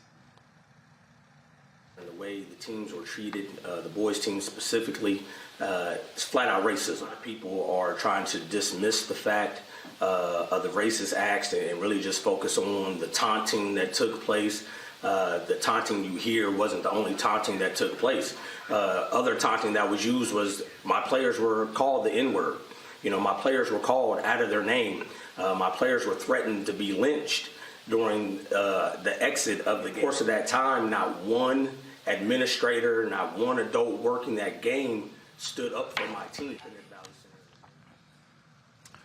Valley Center Superintendent Corey Gibson met with the NAACP, and Topeka High School reported the incident to the Kansas State High School Activities Association. New York City Mayor Eric Adams has appointed the first Black woman to serve at the city of New York as deputy mayor. Sheena Wright currently serves as New York's deputy mayor of strategic initiatives and is the former president of the United Way of New York City. Wright will step into the position in January after former first deputy mayor Lorraine Grillo's departure in November. The Respect for Marriage Act is on its way to President Biden's desk to be signed into law. Today, the House passed the measure 258 to 169. The Senate passed it 61 to 36 last week. The Respect for the Marriage Act will require the federal government to recognize same-sex marriages performed in states where they are illegal. The bill will officially repeal the Defense of Marriage Act, a Bill Clinton-era law excluding same-sex couples from marriage under federal law. All right, folks, time to go to a break. We come back, our marketplace segment, where we're talking about a company that is selling African-themed items. We'll tell you more about it next on Roland Martin Unfiltered, right here on the Black Star Network.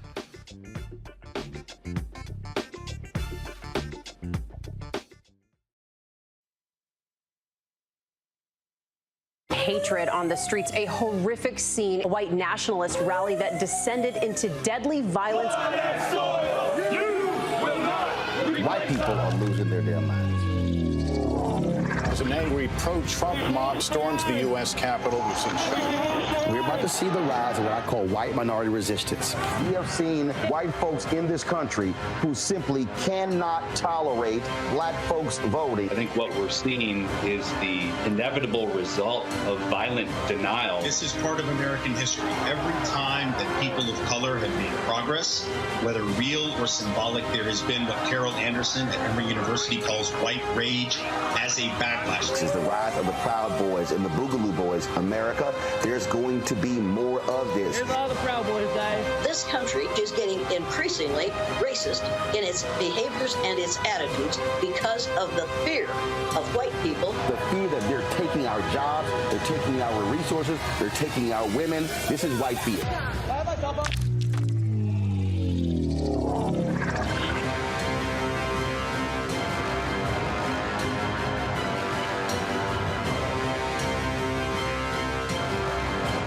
Black Star Network is here. Hold no punches! I'm real revolutionary right now. Support this man, Black Media. He makes sure that our stories are told. Thank you for being the voice of Black America, Roland. Stay black. I love y'all. All momentum we have now, we have to keep this going. The video looks phenomenal. See, this difference between Black Star Network and black-owned media and something like CNN. You can't be black-owned media and be scared. It's time to be smart. Bring your eyeballs home. You dig?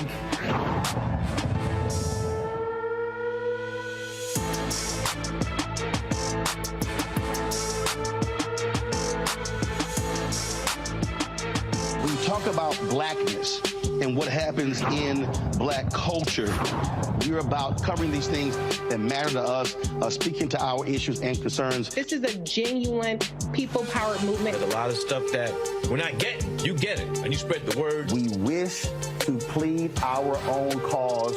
Too long have others spoken for us. We cannot tell our own story if we can't pay for it. This is about covering us. Invest in black-owned media. Your dollars matter. We don't have to keep asking them to cover our stuff. So please support us in what we do, folks. We want to hit 2,000 people, $50 this month, raise $100,000. We're behind 100,000, so we want to hit that. Y'all money makes this possible. Checks and money orders go to P.O. Box 57196, Washington, D.C. 20037-0196. The Cash App is $RM Unfiltered. PayPal is R Martin Unfiltered. Venmo is RM Unfiltered. Zelle is Roland at RolandSMartin.com. Next on the Black Table with me, Greg Carr, we welcome the Black Star Network's very own Roland Martin, who joins us to talk about his new book, White Fear: How the Browning of America is Making White Folks Lose Their Minds. The book explains so much about what we're going through in this country right now, and how, as white people head toward becoming a racial minority, it's going to get, well, let's just say, even more interesting. We are going to see more violence. We're going to see more vitriol, because as each day passes, it is a nail in that coffin.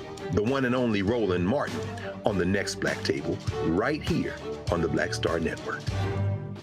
My name is Charlie Wilson. Hi, I'm Sally Richardson Whitfield. And I'm Dodger Whitfield. Hey everybody, this is your man Fred Hammond, and you're watching Roland Martin, my man, Unfiltered.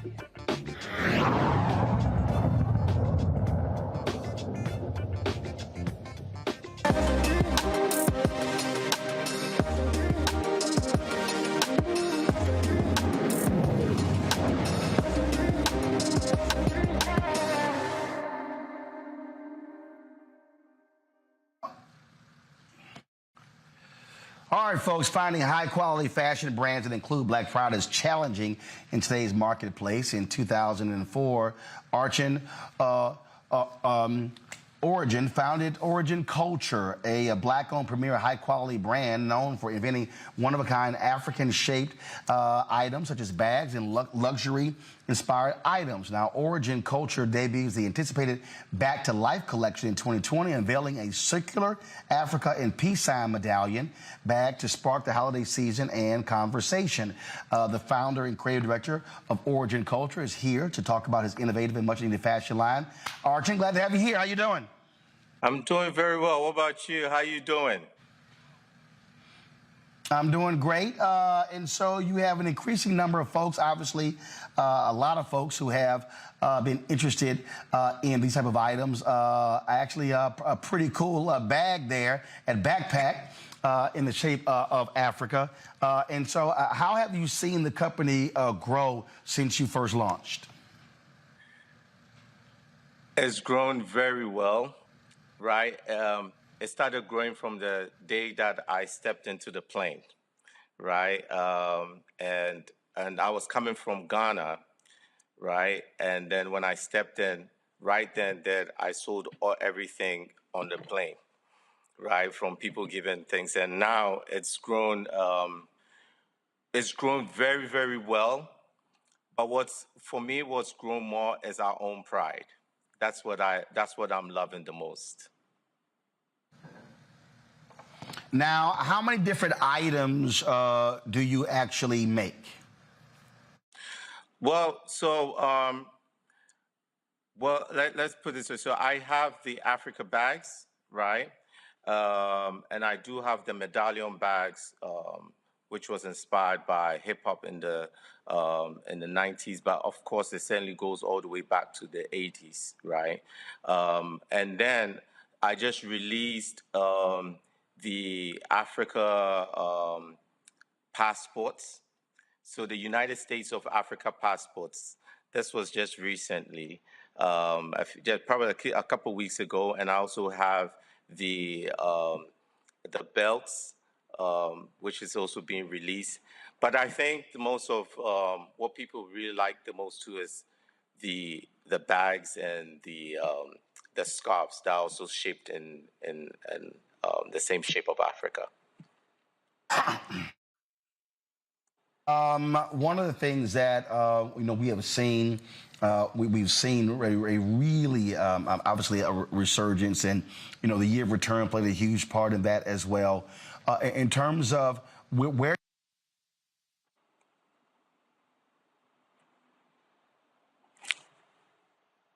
Sorry, I couldn't hear you. It went on mute.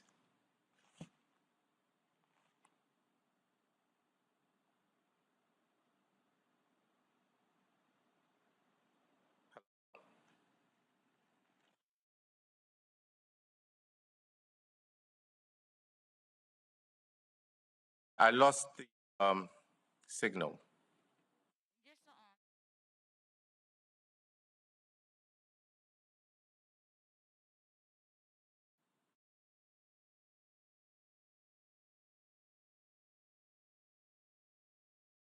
Can you hear us, Brother Origin, myself, Reese, and Erica? Yes, I could hear you now. Yes, I could hear you. Okay. Well, while we're waiting on Roland to come back, let me ask you a quick question, brother. Obviously you're a son of Ghana. I feel like I'm picking up a little Kwame Nkrumah in your swag, and of course there's Telfar Clemens next door there, Liberian. I saw that you mentioned in an interview, I think it was with Essence, where you talked about you ran a magazine for about 10 years, and you say you launched some of this stuff out of the home of W.E.B. Du Bois. I've been to that house, man, where he and Shirley spent the last of his life. Talk to us a little bit about your philosophy of Pan-Africanism, brother, because it seems like it's all over what you're doing. Yes. I always say to people that I didn't choose to be here. I was chosen to be here, right? And everything aligns accordingly, right? So, for example, that's why I launched the magazine at W.E.B. Du Bois's house. That's where it was launched. That was the beginning of it. And as a matter of fact, I also got the blessing from Molifi Asante. Yes. Was in the temple. He was my teacher when I was in Temple. And when I started the Origin Culture, I actually asked him, what do you think about this? And he says, you have my blessings. So there's a lot of blessings I've had from people all over the world. I actually had blessings also from Winnie Mandela, personally, where she said, my grandson, I want you to do this. So when it comes to us launching this at W.E.B. Du Bois, it was also another sign. What does Pan-Africanism mean to me? For me, I always say, I don't believe in an African dream without Africa and the diaspora in the Africa dream. There's no African dream without Africa and the diaspora, plain and simple. So that's what Pan-Africanism means to me. And as you see, that's why even if you realize I just launched the Africa Passport. And Africa Passport is pretty much saying that we are all Africans. Whether you were born in Jamaica, whether you were born in America, whether you were born in UK, we're all Africans, and we cannot see an Africa the way we want to see Africa without us all coming together. That's beautiful, brother. Hey, man, I asked you more. I'm back. Before my good. I'm back here. Before my mic dropped out, the question I asked is, where are your items made? Where are they manufactured? Well, yeah. So I have some stuff that I made in Ghana, and then I also have some that I also made overseas. What I've learned is I look at where the quality of product is, right? Or the quality of raw material is. And that's why I also get my sourcing and also production also done at. So there's some stuff that could also be done in Ethiopia. And there's some stuff that we could also look also in some places like India because they have quality of the things that they have there. Question, Erica. Yes, thank you so much. It's so great to be on and talk with you today because interestingly, 2018 Essence, one of my good friends actually met you. She has had one of your backpacks since 2018. So it's really great to speak with you in person. One of the things I wanted to know is that around the pieces that I'm seeing that you that are on your website now, any fashion shows or any collaborations that you're hoping for sometime in the near future? Collaborations, yes. You've asked me a very good question because I've been struggling with this personally. I don't see myself as a fashion designer. I see myself as an artist, right? And I also see myself as an activist in the way that I do my things. So I don't want to be conformed into or categorized into fashion. I want to be free because that's what I am personally, free. So I want to be in a position where as much as we are making luxury items and some might put us in the position as being in fashion, I want to tell my own story. And telling our own story, I don't think having a fashion show alone will tell my story. Thank you. Reese. Yes, I'm so thrilled to be here with you. I think your products are drop dead gorgeous. But speaking of telling your own story, I know that one of the things that Black creators tend to struggle with is knockoffs, impersonations, and other people who, thrive off of your artistic creations, your designer creations. Is that something that you found has hurt your business or impacted your business at all? Or because your brand is about more than just, just the aesthetics, you haven't necessarily been as impacted by that? I'll tell you what. I remember the first time we saw the first, and I don't like to even use the word knockoff, but the first time I saw someone that created a bag after I'd created it years after. And everyone was like, oh, you have to sue them, you have to do this. And for me, the answer I gave them was, I'm here to tell a story. Someone might copy my bag. Someone might create that. They make it in different shapes or different materials, same material. I'm more concerned about my story. I'm more concerned about uniting all African descendants together. This has been what we've been since the time we were a magazine, and even now. So for me, is you could steal someone's product, you could steal someone's style, but you can't steal their story. The story remains, and we have been handling or working around what our main story is to be where we are. So whilst they are thinking of maybe doing something, I'm looking ahead. I'm looking about more of how can we tell the story. What matters to me is what we're doing right now. That's what matters to me. The fact that I'm coming from Ghana, and then I'm having my brothers and sisters on here and we're chatting. That is what matters to me. What matters to me is someone walking down the street and having pride of where they're coming from. That's what matters to me. What matters to me is what happened at Full Circle, or what happened at the Year of Return, when everyone goes to Ghana and then we all hugging each other and loving each other. This is what our ancestors wanted us to be. That is what matters to me. Love that. Thank you so much. Folks, the website is Origin Store, ORIJINSTORE.com.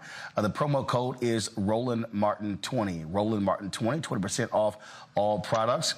Archon, we surely appreciate it, man. Congratulations. It looks great. And good luck to building your empire. I should have called you Yao. That's your name. You were born on a Thursday, right? Yes. Yep, that was the name that they made clear when I was in Ghana, yes. Well, guess what? You've met another Yao. I was also born on a Thursday, Yao. All right, then. All right, then. Yeah. Well, certainly good to meet you. Glad to see we got something in common. Yes, thank you.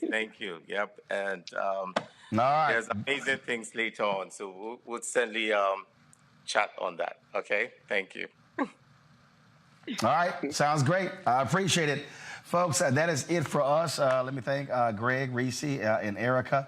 And also the folks here at JSU TV. I'm on the campus of Jackson State University. I was here Saturday for the SWAT Championship. We're back. I'll be giving the commencement speech tomorrow at 10 a.m. That's 10 a.m. Central, 11 a.m. Eastern. We'll be live streaming that on the Black Star Network. So y'all be sure to check it out. It'll be the 19th commencement that I've given, the 15th in an HBCU. And I've already decided my title, and the title of my speech tomorrow is, You Belong in Every Room You Enter. So I will unpack that thing tomorrow. Again, folks, thanks so much. Let me rest my voice, and actually, I'll blame the Jackson State tailgating. I'm allergic to smoke. Of course, when we walked around, did the interviews last week, all of that smoke actually got into my system, and so it always messes me up. And so I got my throat coat and all my other stuff, so trying to have my voice be as strong as possible tomorrow morning. We'll be guest host tomorrow because I'm flying back to D.C., so I will see y'all actually on Monday. I'll be in Atlanta on Monday from Operations Hope Global Hope Forum, and so Reese will be in the chair tomorrow, and so I appreciate that. And so that way I can fly back because there are no directs, so I gotta do a connecting flight. So I'll be flying all day tomorrow as well. Again, thanks so much, folks. Don't forget, support us in what we do. Download the Black Star Network app. Apple phone, Android phone, Apple TV, Android TV, Roku, Amazon Fire TV, Xbox One, Samsung Smart TV. Also join our Bring the Funk fan club. You, of course, your dollars absolutely matter. Every dollar matters. We want to get 2,000 fans contributing at least $50 each this month. It comes out to $4.19 a month, 13 cents a day. I want to thank all the people who've already given so far. Y'all been great this week, and I appreciate it. Check in money orders. Go to P.O. Box 57196, Washington, D.C. 20037-0196. Cash App is $RM Unfiltered. Of course, PayPal is R Martin Unfiltered. Venmo is RM Unfiltered. Zelle is Roland at RolandSMartin.com. Roland at RolandMartinUnfiltered.com. And don't forget to get a copy of my book, White Fear: How the Browning of America is Making White Folks Lose Their Minds. Available at all bookstores. You can also get it from Barnes & Noble, get it from Amazon as well. You can also order through your favorite black bookstore, or you can also download the book from Audible. Again, thank you so very much. Folks, I will see y'all tomorrow, 11 a.m. Eastern, 10 a.m. Central. We'll be live streaming the commencement, the winter commencements, or as they call the fall commencements for Jackson State University, taking place tomorrow. So looking forward to it. So until then, y'all know how I was in the show. Holla!